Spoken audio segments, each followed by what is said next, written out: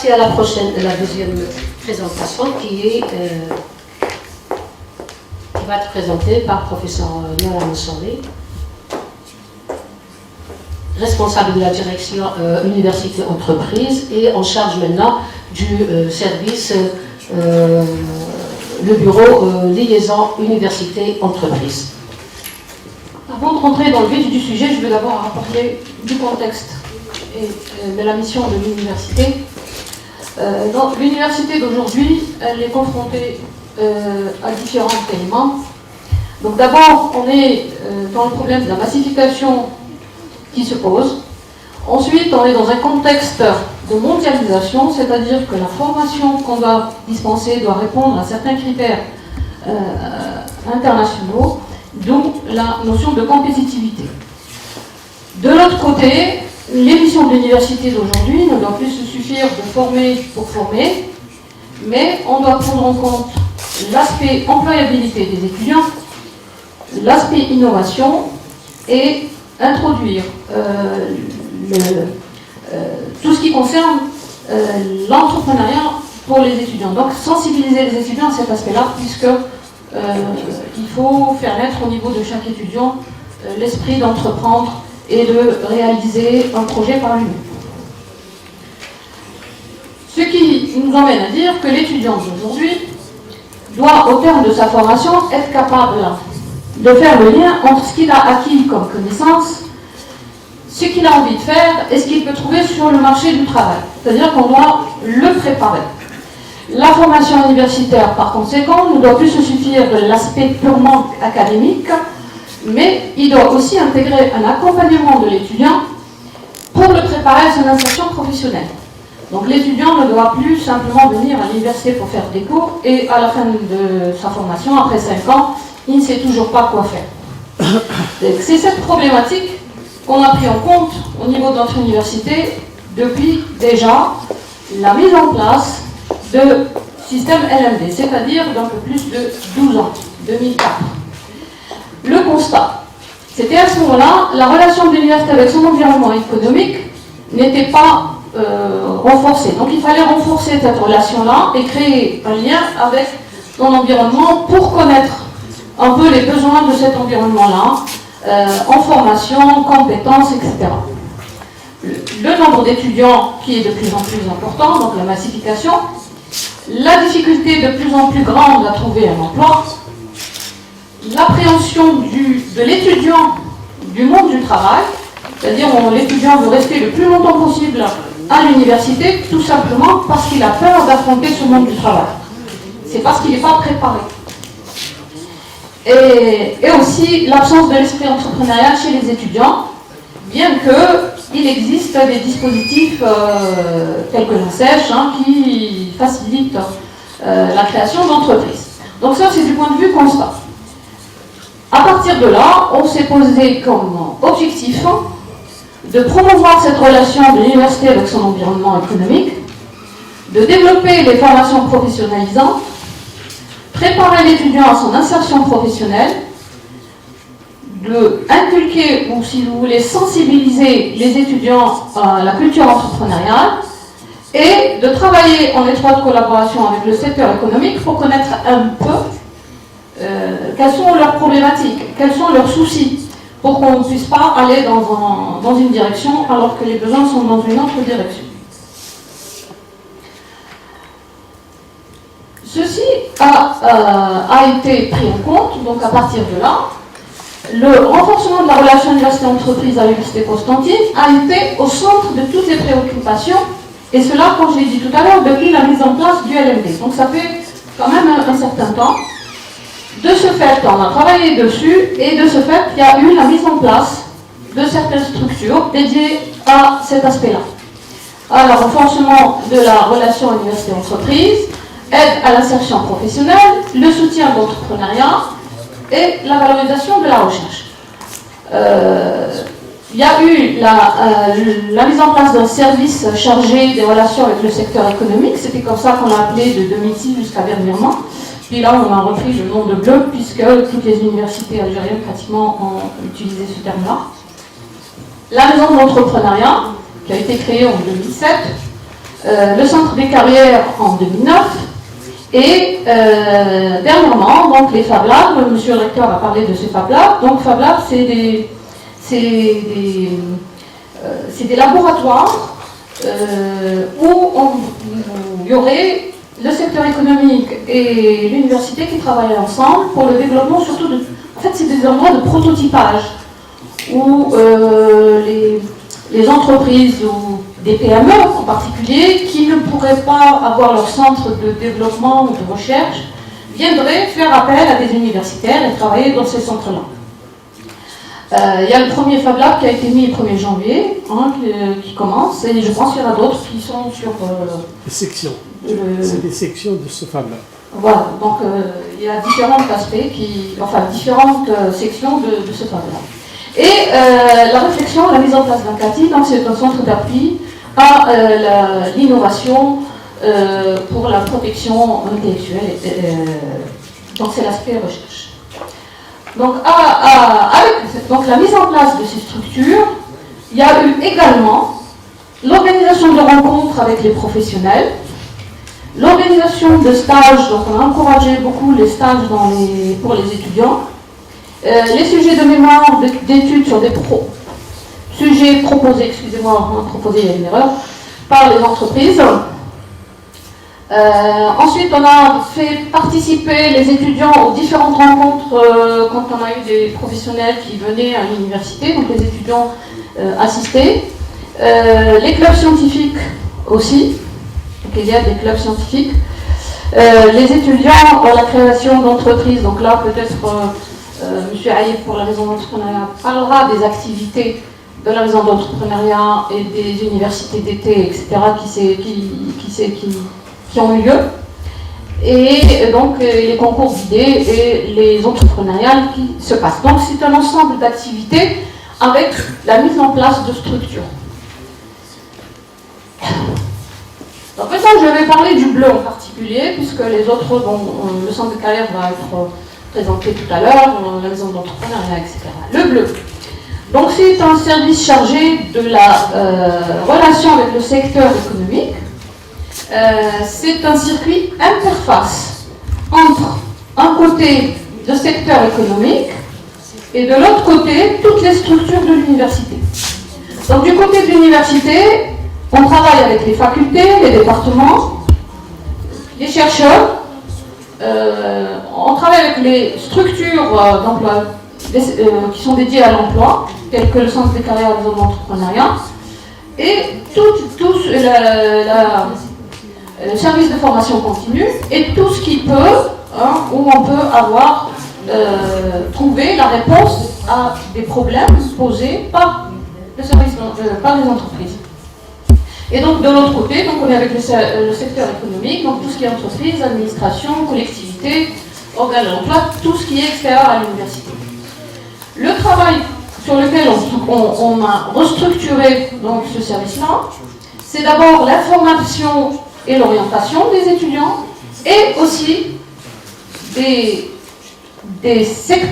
éléments du secteur économique, c'est-à-dire quand il y a quelqu'un du secteur économique qui veut avoir affaire à l'université, il ne connaît pas tous les éléments de l'université, donc il s'adresse au bleu qui lui va l'envoyer ou l'aiguiller, si vous voulez, c'est le bleu, c'est le guichet unique au niveau de l'université. C'est lui qui va le mettre en relation avec les laboratoires, les départements qui peuvent répondre à ces besoins. Ensuite, on vient de commencer à mettre en place l'observatoire. C'est pour le suivi des indicateurs de l'insertion professionnelle. Donner les informations concernant diplôme, métier, emploi, pour les étudiants, pour les responsables de formation. Mettre à disposition du service du secteur économique plutôt le catalogue des travaux de master ou de doctorat qui se font au niveau de l'université. Gérer les stages en collaboration avec les départements. Donc, je reviendrai sur ça tout à l'heure. Bien sûr, la valorisation de la recherche et l'innovation et service à l'environnement, c'est-à-dire s'il y a des secteurs qui ont besoin de formation continue ou d'expertise, etc., nous, on peut les aider à à se mettre en contact avec les éléments de l'université pour prétendre à ce poste. Donc, les missions du bleu, c'est ce que je viens de dire, ce que je viens de dénoncer par rapport à ça. Et en plus de tout ce que je viens de dire, c'est donc l'organisation de rencontres avec les professionnels, l'élaboration de conventions et la mise en place de ressources documentaires. Qu'est-ce qu'on a fait depuis? Qu'est-ce qui a été fait depuis? Donc d'abord, on a commencé par développer un partenariat privilégié avec des éléments clés, avec des secteurs clés, tels que l'ANSEJ, la direction de la PME, donc la direction de l'industrie, la Chambre de commerce, la Confédération algérienne du patronat et des entreprises relevant de différents secteurs. Donc on a actuellement un grand nombre d'entreprises avec lesquelles on travaille. On travaille et qui reçoivent nos étudiants et qui proposent des sujets. L'organisation de rencontres entre universitaires et professionnels. Ça aussi. Alors, le premier forum Université-Entreprise a eu lieu en novembre 2006. Donc ça a été la première rencontre entre l'université et les entreprises. C'était des rencontres où en même temps on faisait des ateliers et on discutait de la problématique, de la formation, qu'est-ce qui manquait, et on rencontrait, donc il y avait des échanges qui se faisaient là-dedans. Ici, c'est quelques exemples de rencontres qui ont été organisées. Par exemple, le premier salon de l'emploi, il a été fait en juin 2010. Il y a eu des colloques, le colloque par exemple, formation pour quel emploi, regard croisé, université, entreprise, aussi qui a été organisé en 2010, il me semble, 2011. Ensuite, on a fait des rencontres avec des PME de différents secteurs, la mécanique, la pharmacie, l'agroalimentaire, matériaux de construction. Et on a fait aussi, en collaboration avec la Chambre de commerce et la wilaya de Constantine, on a participé à l'organisation de 2 salons. Le salon de la sous-traitance mécanique et le salon de l'industrie pharmaceutique. Donc ça nous a permis si vous voulez, de rencontrer beaucoup de gens, d'enrichir notre carnet d'adresses et d'établir des connaissances assez importantes pour faire la liaison avec le secteur économique. Ce qui a aussi provoqué la mise en place de plusieurs conventions cadres de partenariat. Donc ici j'en ai mis 20, mais il y en a en tout, je pense qu'ils sont en lien à 38 points. Donc là c'est les plus importantes et celles qui fonctionnent. Quand je dis ici conventions de partenariat, c'est pas des conventions juste signées, mais c'est des conventions qui sont vraiment actifs. Voilà. Donc c'est des partenaires. Donc ça c'est concernant les stages. Le stage, tout à l'heure, peut-être Mme Aoudia va parler des stages qui sont organisés par le Centre des carrières. Les stages ici, quand on travaille au niveau du bleu, c'est les stages qui sont organisés, donc on travaille directement avec les départements. Le bleu, c'est pas lui qui trouve les stages pour les étudiants, sauf s'il y a des entreprises qui proposent des stages. Mais en général, ils vont vers le Centre des carrières. C'est les étudiants, ils cherchent eux-mêmes les stages. Et c'est une initiative qui est encouragée parce que c'est une première étape qui permet aux étudiants de s'entraîner pour chercher un emploi. Donc ils cherchent un stage comme il va chercher un emploi. Et donc là, on travaille directement avec les départements sur la mise en conformité des conventions de stage, le cadre réglementaire, donner des informations sur le tissu économique éventuellement, mettre en place un réseau de correspondants de stage en interne et en externe, Et lorsque des étudiants peuvent faire des stages, parce qu'il arrive que des étudiants fassent des stages à l'étranger, des stages de master par exemple à l'étranger. Et dans ce cas-là, c'est des conventions qui se font à travers le vice-rectorat des RELEX.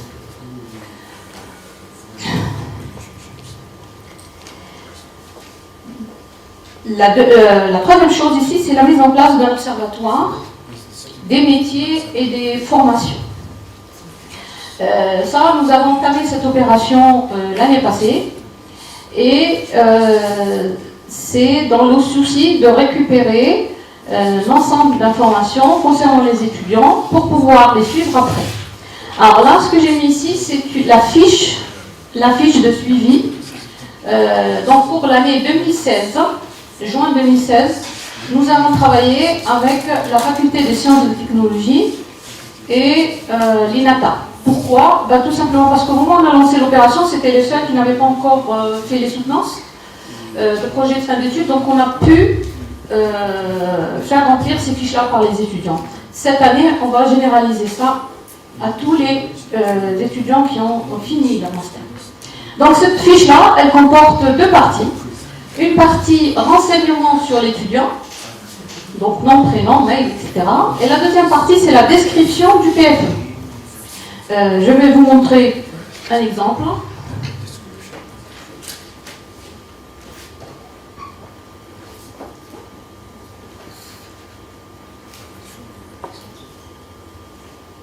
Par exemple, ça. C'est un exemple.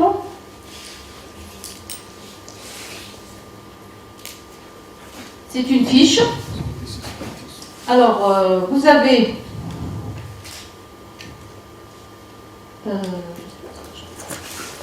en haut les coordonnées concernant les étudiants. Donc, vous avez l'adresse, le téléphone, l'email.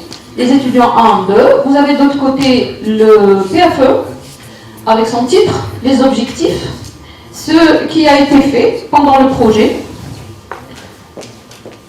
Par exemple ici, si je prends ça, vous avez un prototype qui a été réalisé, donc il y a un résumé, et on a avec l'entreprise avec laquelle, si ça a été fait avec l'encadreur, donc l'encadreur et l'entreprise avec laquelle ça a été fait, si c'est fait avec une entreprise. Donc cette fiche-là, on la récupère automatiquement à la fin. Donc on a un peu fait de la pression pour récupérer ces fiches-là, parce qu'il y a des étudiants qui ils ont terminé, ils n'ont pas le temps de faire ça, mais on les a un peu obligés à nous faire ce genre de fiches pour nous permettre d'abord plusieurs choses, en fait, ces fiches-là. Elles nous permettent d'avoir les coordonnées de tous les étudiants. Elles nous permettent de voir qui travaille avec qui. Elles nous permettent de voir les projets qui peuvent être utilisés après pour, par exemple, faire valoriser. Les projets à faire valoriser par la suite. Donc ça, ce sont les fiches qui ont été faites là. Et ce sont ces fiches-là qui ont été utilisées, étudiées après. Donc à partir de ces fiches-là, on a travaillé dans la suite. Alors, ici, quelques exemples de synthèse qu'on a pu tirer de ces fiches-là. C'est, par exemple, département par département, le nombre d'étudiants, le nombre de projets et le nombre de projets qui ont été faits avec les entreprises. On a fait ça donc un par un et on a pu tirer, par exemple, quelles sont les entreprises avec lesquelles on travaille, mais on travaille sur des projets réels. Et par exemple, on a l'entreprise Naftal qui se trouve au voilà. Elle a proposé 8 projets de fin d'études, ça c'est juste pour la faculté de EST. 8 projets de fin d'études sur différents départements. Donc en mécanique, en transport, en électronique, je ne sais pas, peut-être si on aurait fait dans d'autres départements, on aurait trouvé. Et là, j'ai fait une liste de 17 entreprises. Au total, il y a eu 60 entreprises partenaires. Le total projet, 102 projets qui ont été faits avec les entreprises sur 60 entreprises partenaires. Ici, j'ai fait un listing à peu près de 17 entreprises qui ont au moins 2 projets qui ont proposé, au moins 2 projets. Donc là, ce qu'on veut faire, c'est réfléchir à comment valoriser justement ces projets, parce que parfois ça reste à l'état d'une étude et après il n'y a pas de suite, ou bien... Donc c'est essayer de valoriser ce travail pour le rendre plus rentable du point de vue économique, pour l'université et pour l'entreprise. Ensuite, donc, cette même fiche nous a servi pour la mise en place de l'Observatoire des formations et de l'insertion professionnelle. L'échantillon qu'on a recueilli, c'était de 522 diplômés. On a commencé l'enquête le 15 décembre 2016 et on leur a donné, donc on a envoyé le questionnaire et on attend, enfin, on a donné la date jusqu'au 31 janvier 2017. Le moyen qu'on a utilisé, c'est justement le mailing sur la base des mails que les étudiants nous ont mis sur la fiche. Bon, on s'est rendu compte qu'il y avait des petits problèmes. C'est que soit les mails n'étaient pas fonctionnels, soit certains, ils écrivaient, les mails n'étaient pas complets. Donc, on a trouvé quand même une certaine difficulté. C'est pour ça qu'avec M. le recteur, on a parlé, on est en train de réfléchir pour la mise en place d'une plateforme de suivi. Et sur le site de l'université, qui va s'adresser aussi bien à ceux qui viennent de terminer qu'à tous les étudiants. Donc, ça nous permettrait de faire le réseau des anciens étudiants. Donc, on va lancer ça sur le site web et on va demander à tous ceux qui ont suivi à l'université Constantine de nous remplir ce questionnaire. Ce questionnaire, qu'est-ce qu'il contient? On a fait 2 versions, une version en arabe, une version en français. 13 questions.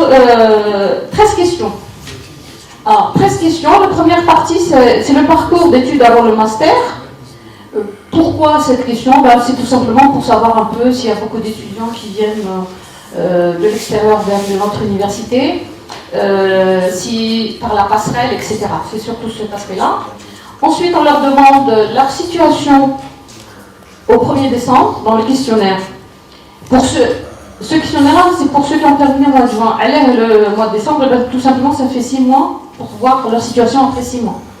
C'est pour ça qu'on a mis la situation au 1er décembre. On lui demande s'il est en situation, en poursuite d'études, ou, dans ce cas-là, est-ce qu'il fait un 3e cycle, est-ce qu'il est en train de refaire un master ailleurs, etc. Ou bien s'il est en emploi, et s'il est en emploi, comment il a trouvé les différentes techniques. La catégorie de l'emploi, est-ce que l'emploi correspond à son diplôme? Et on pose aussi des questions concernant l'appréciation du diplômé des enseignements qu'il a reçus. Est-ce que les enseignements qu'il a reçus correspondent, étaient bien, il est satisfait, il n'est pas satisfait, etc. Et aussi, est-ce qu'il accepte que les coordonnées soient communiquées sur l'annuaire des anciens étudiants? Donc on va construire l'annuaire des anciens étudiants à partir de ces fiches-là.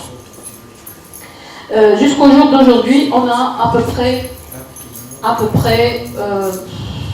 donc sur les 500, on a à peu près 120 étudiants qui ont répondu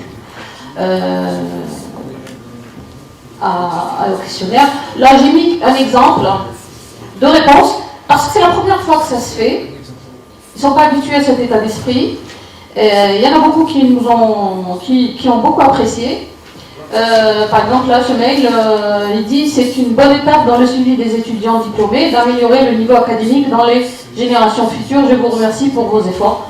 Salutations. » Donc ça, c'est des étudiants. Ou bien, s'ils nous écrivent en arabe, là aussi, c'est des trucs où ils sont contents qu'on s'occupe de ce qu'ils deviennent après.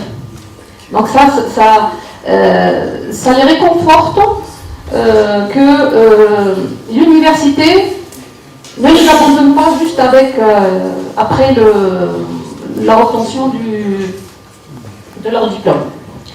Enfin, je veux finir par un aspect là, c'est que aussi en ce moment, on a créé ce qu'on appelle des alertes sur les sites d'offres d'emploi. Le bleu s'est inscrit sur plusieurs sites d'offres d'emploi, et dès qu'il y a l'offre d'emploi qui sort, on reçoit le message.